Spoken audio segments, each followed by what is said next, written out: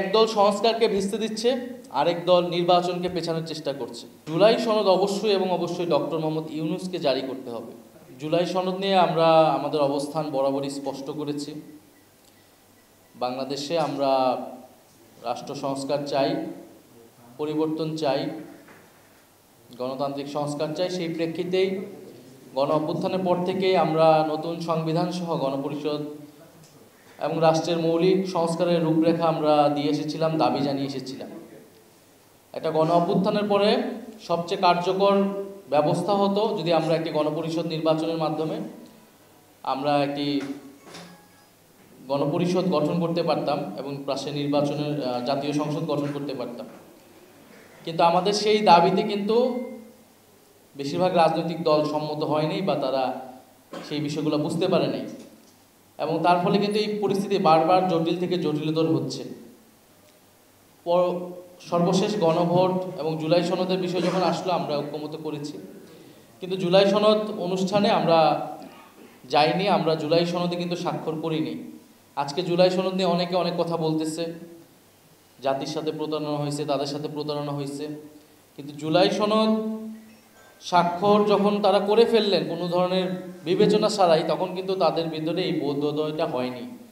এবং গণ অভ্যুত্থানের নেতৃত্বদের দ্বারা যে রাজনৈতিক দল যারা প্রধানত এই দাবিটা সামনে এনেছিল, তারা যখন সেই অনুষ্ঠানে গেল না, তারা যখন সেই সনদে স্বাক্ষর করলো না, তখন তাদের কাছে মনে হলো না যে এটা জাতির সাথে প্রতারণা হয়েছে অথবা সেখানে জাতীয় অনৈক্য তৈরি হয়েছে। ফলে জাতীয় অনৈক্য জুলাই সনদ যেদিন স্বাক্ষরিত হয়েছে সেদিনই কিন্তু হয়েছিল। এবং আমরা খুবই পরিষ্কারভাবে বলেছিলাম যে পরবর্তীতে সরকার আসলে এটা কীভাবে বাস্তবায়ন করবে সেই বিষয়ে নিশ্চয়তা ছাড়া এই সনদে স্বাক্ষর করার কোনো মানে হয় না। এবং আমরা ঐক্যমত কমিশন একটা সুপারিশমালা দিয়েছে, আমরা সুপারিশমালাকে ইতিবাচক হিসেবে দেখেছি। প্রস্তাব 1-এর সাথে আমরা সমর্থন জানিয়েছি। সরকার এখনও তাদের অবস্থান ব্যক্ত করে নেই, সরকার আলটিমেটলি কী করতে যাচ্ছে।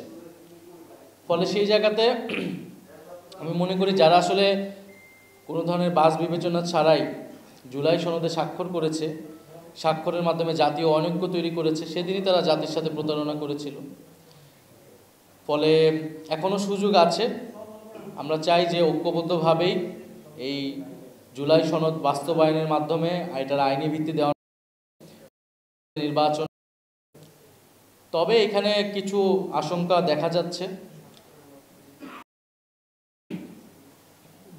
আমরা যেই দাবি করে এখন দেখা যাচ্ছে যে গণভোট হবে নির্বাচনের আগে হবে, আবার প্রধান ইস্যু করে আনা হয়েছে। এটা মূলত জামায়াতে ইসলাম তারা নিয়ে আসছে এবং এটাও একটা ভুল রাজনীতি। এবং আমরা যেটা আগেও অভিযোগ করেছিলাম, যেখানে আমাদের দাবি ছিল উচ্চকক্ষে পিয়ার, 2 কক্ষে পিয়ারের দাবিটাকে এনে এটা ইস্যুটাকে ঘুরিয়ে দেওয়ার একটা চেষ্টা চালানো হয়েছে। এই একই চেষ্টা এখনও চালানো হচ্ছে। সনদে কি কি সংস্কার হবে, কি কি প্রস্তাবনা থাকবে এবং সেটার আইনি ভিত্তিটা কিভাবে হবে, ডক্টর ইউনূস সেটা আদেশ জারি করবে কিনা, এগুলো হলো প্রধান ইস্যু, প্রধান তর্কের জায়গা। এই জায়গাগুলোতে একমত হলে গণভোট আমরা ইলেকশনের দিনও করতে পারি, ইলেকশনের আগেও করতে পারি, সে বিষয়ে আমরা আলোচনা করতে পারি। কিন্তু গণভোট আগে হবে না ইলেকশনের দিন হবে, এইটাতে হচ্ছে বিএনপি জামাত আবার একটা দ্বন্দ্বে চলে গিয়েছে এবং যেই দ্বন্দ্বটা অযথা অপ্রয়োজনীয় বলে আমরা মনে করছি। ফলে আমার সার্বিক পরিস্থিতি দেখে আমাদের কাছে মনে হচ্ছে যে বিএনপি তো পুরো ঐক্যমত কমিশনের শুরু থেকেই মৌলিক যে বিষয়গুলো ছিল সেখানে নোট অফ ডিসেন্ট দিয়েছে, বিরোধিতা করার চেষ্টা করেছে। ফলে সংস্কারের পক্ষে তারা কতটুকু আছে এ বিষয়ে জনগণের ভিতরে প্রশ্ন আছে, আমাদের কাছেও প্রশ্ন আছে। আবার অন্যদিকে জামাতের কার্যক্রমে মনে হচ্ছে যে তারা নির্বাচনকে পেছানোর কোনো অভিসন্ধি তাদের আছে কি না, দুরভিসন্ধি আছে কি না। ফলে একদল সংস্কারকে ভিস্তে দিচ্ছে, আরেক দল নির্বাচনকে পেছানোর চেষ্টা করছে। সার্বিক পরিস্থিতিতে আমাদের মূল্যায়ন এটাই।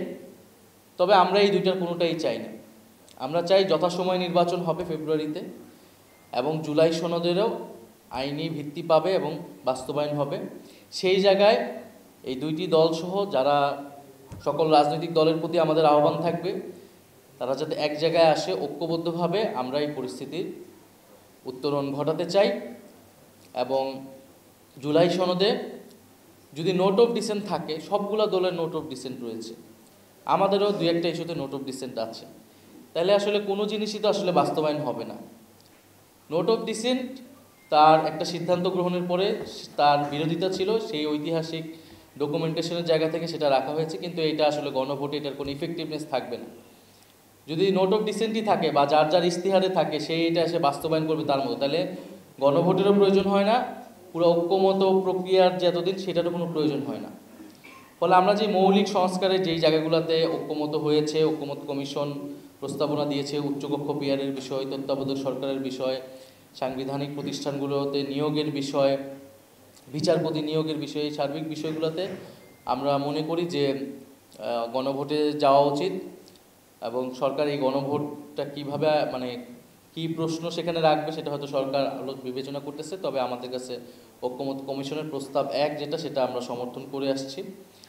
আর দ্বিতীয়ত, গণভোট ইলেকশনের দিন হতে পারে, ইলেকশনের আগেও হতে পারে, তবে এটা কোনো মেজর ইস্যু বলে আমরা মনে করি না। বরং এই ইস্যুতে আসলে বিরোধিতা বা তর্কের জায়গা না, বরং এটা সরকারের উপর ছেড়ে দেওয়া উচিত, নির্বাচন কমিশনের উপর ছেড়ে দেওয়া উচিত, তাদের ক্যাপাসিটি কতটুকু আছে আইন শৃঙ্খলা থেকে শুরু করে। তবে যদি আগে করা সম্ভব হয়, এটা আগে হলে ভালো। তবে যদি সরকার একেবারেই সেই সক্ষমতা না থাকে, অপারগতা থাকে, সেটা হয়তো সবাই আমরা বিবেচনা করতে পারি। তবে জুলাই সনদ অবশ্যই এবং অবশ্যই ডক্টর মোহাম্মদ ইউনূসকে জারি করতে হবে। জুলাই সনদ যদি প্রেসিডেন্ট, তথাকথিত প্রেসিডেন্ট যিনি আছেন তার থেকে জারি হয়, প্রেসিডেন্ট অফিস থেকে জারি হয়, তাহলে এই জুলাই সনদের কোনো আইনি এবং রাজনৈতিক ভিত্তি তৈরি হবে না। বরং জুলাই গণ অভ্যুত্থানের নামে, জুলাই গণ অভ্যুত্থানের আকাঙ্ক্ষার বিরুদ্ধে কফিনে তার শেষ পেরেক মারা হবে এটি, যদি প্রেসিডেন্ট চুপ্পু এই আদেশ যায়। তার কোনো ধরনের রাজনৈতিক, ইভেন কি আইনি সাংবিধানিক বৈধতাও নেই এই ধরনের কোনো আদেশ জারি করার। ফলে এটা অবশ্যই প্রধান উপদেষ্টা প্রফেসর মোহাম্মদ ইউনূসকে এই আদেশটি জারি করতে হবে। আর নির্বাচনের বিষয়ে যেটা বলছেন, আমরা নির্বাচন এবং সংস্কারকে দুটি সেপারেট মানে কার্যক্রম হিসেবে দেখতেছি।